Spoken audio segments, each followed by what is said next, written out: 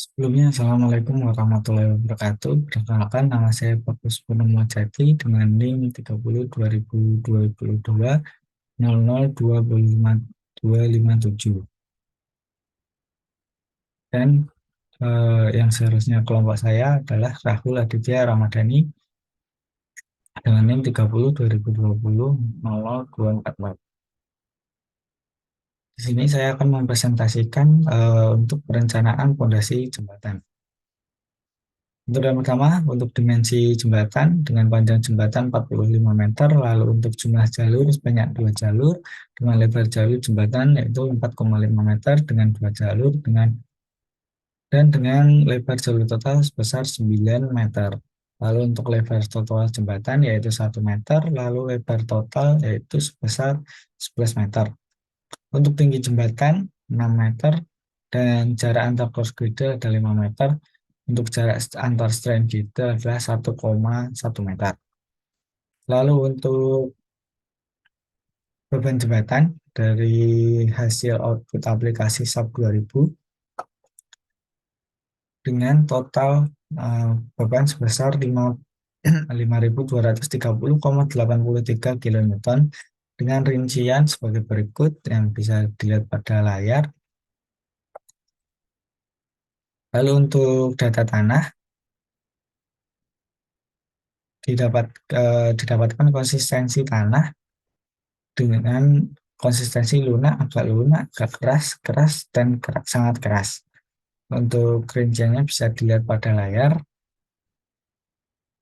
Lalu untuk kajian data tanah, profil melintang, yang pertama NSPT dilakukan pada proyek gedung perpustakaan baru Kampus 3 Site 1 UIN Wali Songo. Lalu tanah pada tempat tersebut diklasifikasikan dalam beberapa konsistensi, antara lain lunak, agak keras, keras, dan sangat keras. Lalu pada proyek ini muka air tanah tidak ditemukan. Lalu konsistensi antara BM1 dan BM2 ditemukan perbedaan yang cukup signifikan. Pada BM1 ditemukan mencapai tanah keras pada kedalaman 22,5 meter, sedangkan pada BM2 ditemukan tanah keras pada kedalaman 7,5 meter. Lalu untuk data tanah, kajian hasil laboratorium. Untuk hasil uji BM1 mendapatkan nilai spesifik gravity yaitu sebesar 2,585 dan BM2 sebesar 2,589. Lalu menilai KBM rata-rata yaitu 1,59 gram per sentimeter persegi dan untuk geometri yaitu rata-rata 1,21 gram per sentimeter persegi. Untuk rata-rata nilai sebesar 28,785 di mana lebih besar daripada 25 yang artinya tanah tersebut merupakan tanah yang bagus. Lalu untuk hasil grand size untuk regil sebesar 10,25%, lalu untuk hasil 57,09%, untuk Manau itu 18,86%, untuk Lempung 13,8%. Lalu untuk profil melintang bisa dilihat pada layar seperti yang sudah saya sampaikan tadi. Untuk PM1 mencapai tanah keras pada kedalaman 22,5 meter, lalu untuk PM2 pada kedalaman 7,5 meter. Dan untuk perencanaan fondasi jembatan, dalam menentukan jenis fondasi, Anda perlu memperhatikan beban yang terdapat pada struktur atas jembatan. Jembatan memiliki bentang 45 meter dan 11 meter untuk lebar. Menggunakan fondasi borpel dengan kedalaman 22,5 meter, perencanaan fondasi menggunakan borpel dengan pertimbangan sebagai berikut. Yang pertama, tanah keras terdapat pada kedalaman 22,5 meter. Untuk fondasi borpel tidak berisiko patah saat proses pemasangan karena letak tanah keras yang cukup dalam yaitu di kedalaman 22,5 meter, sehingga jika menggunakan tiang panjang tentunya perlu sambungan. Dan jika menggunakan tiang panjang pada kedalaman tersebut dan menggunakan sambungan maka sangat berisiko untuk patah. Jadi digunakan fondasi borpel sehingga tidak berisiko untuk patah. Lalu pemasangan borbal tidak menimbulkan gangguan suara dan getaran yang dapat mengganggu dan membahayakan bangunan di sekitar proyek. Mengingat lokasi proyek berada di lokasi UIN Wali Songo yang di sekitarnya sudah ada bangunan existing eh, yang sudah ada. Jadi jika menggunakan tiang pancang akan membahayakan bangunan existing yang di sekitarnya. Lalu untuk data pondasi, jenis pondasi yaitu profile, total beban yaitu 5.230,83 km dengan diameter tiang yaitu 60 cm, kedalaman tiang 22,5 meter, untuk luas penampang yaitu 0,2827 meter persegi, untuk luas selimut 54 meter persegi, untuk mutu beton yaitu 40 MPa, untuk safety factor 2,5, untuk berat tiang sendiri yaitu 149,72 kN, untuk berat volume tanah 11,95 kilonewton meter kubik, untuk sudut gesek dalam 23,99 derajat, untuk kohesi 31,58 kilonewton meter persegi. Untuk modulus elastisitas beton yaitu 29.725,41 MPa. Untuk analisa menggunakan metode O'Neill dan Rees pada tahun 1989.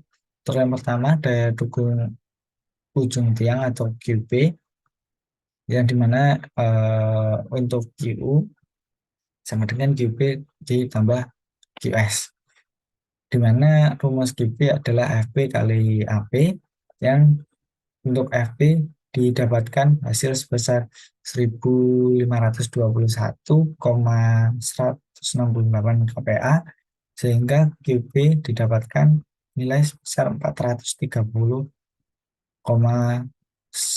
kilonewton. Dengan keterangan sebagai berikut. Lalu untuk daya dukung selimut tiang atau GS dengan rumus sigma Fs kali AI, di mana Fs didapatkan nilai sebesar 90,88. Lalu untuk menghitung beta menggunakan rumus Rees and O'Neill pada tahun 1989, untuk N60 lebih dari 15 maka beta dengan rumus 1,5 min 0,245 akar Z dapatkan nilai beta sebesar 0,33779. Lalu untuk didapatkan sebesar 268,97 kN meter persegi. Dengan QS dapatkan nilai sebesar 3.425,93 kN dengan keterangan sebagai berikut.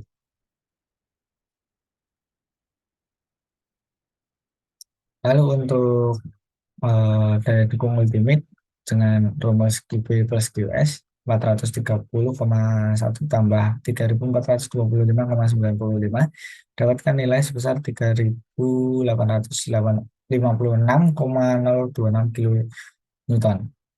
Dengan keterangan sebagai berikut bisa dilihat pada layar.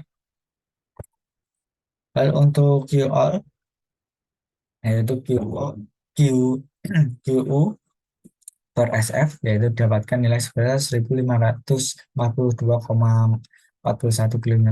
Lalu untuk Q tiang dengan rumus Q all per min WP yaitu didapatkan nilai sebesar 1.392,681 kN. Lalu untuk analisa efisiensi kelompok quartile EG dengan rumus sebagai berikut bisa dilihat pada layar, mendapatkan nilai sebesar 0,77173. Dengan keterangan sebagai berikut bisa dilihat pada layar.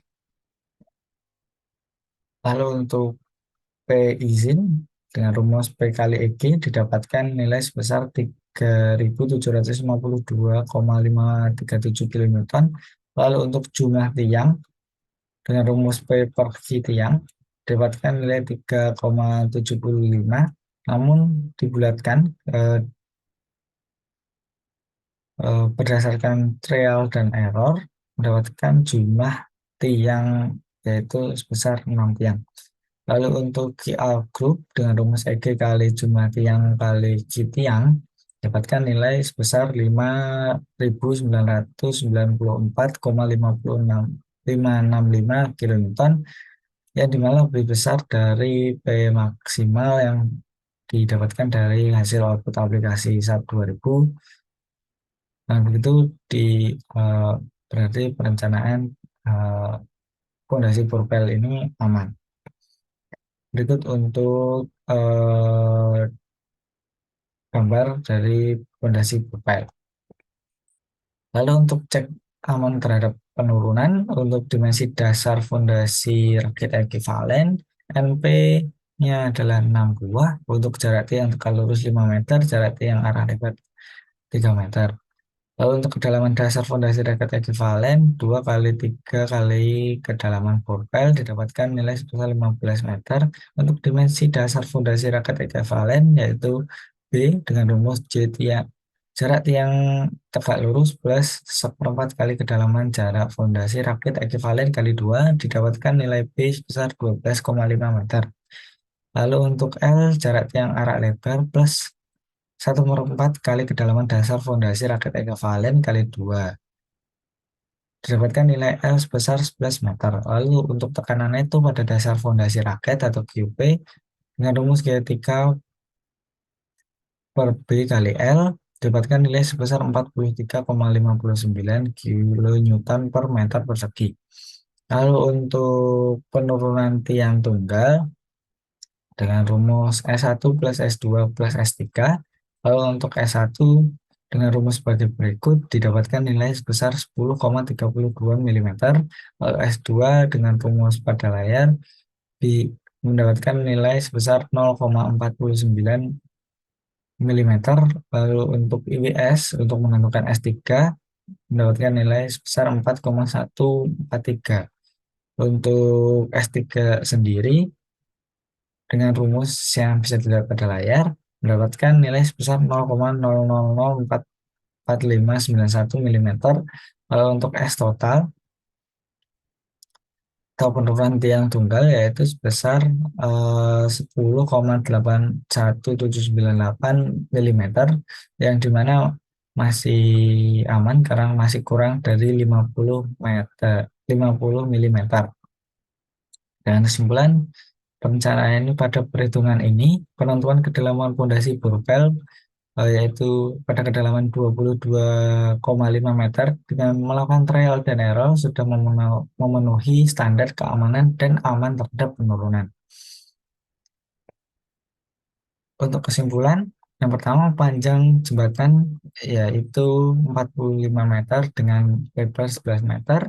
Lalu untuk tanah yang didapatkan dari uji NSPT dengan tanah keras yang ditemukan pada kedalaman 22,5 meter. Lalu pondasi yang digunakan yaitu pondasi borpel dengan diameter pile yaitu 60 cm dan kedalaman 22,5 meter. Untuk jumlah pondasi borpel yang digunakan dalam satu kelompok untuk menopang badan jembatan yaitu sebanyak 6 buah pile. Yang terakhir untuk kapasitas izin daya dukung kelompok borpel sebesar 5.994,565 kilonewton di mana nilai tersebut lebih besar dari beban jembatan atau P sehingga kelompok nilai tiang pondasi yang direncanakan sudah aman dan dapat dilaksanakan. Mungkin sekian yang dapat saya sampaikan, kurang lebihnya mohon maaf. Sekian, wassalamualaikum warahmatullahi wabarakatuh.